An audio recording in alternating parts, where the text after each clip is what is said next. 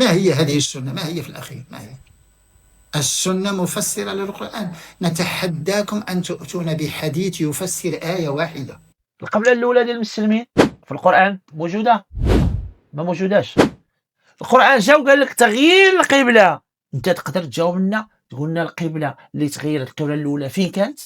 كل ما كانت السنة غادي نعرفوا التفسير ديال ديك الآية. الرسول صلى الله عليه وسلم هو اللي خدا القرار أنه يمشي لبيت المقدس، بدليل أن ما كانش في القرآن شي أمر أنهم يصليوا لبيت المقدس. يعني الأمر ديال الرسول وحي، وبالتالي السنة فهي وحي. وكل ما كانت السنة حنا نعرفوا أن القبلة الأولى هي لبيت المقدس. انت دابا هذا الفايدة هذا تقدر تقول لي شنو هي القبلة الأولى بلا ما تمشي للسنة؟ ما تقوليش بيت المقدس، حنا نقولوها، حنا هنا عندنا المراجع. انت تقدر تقولها لي؟ ما تقوليش.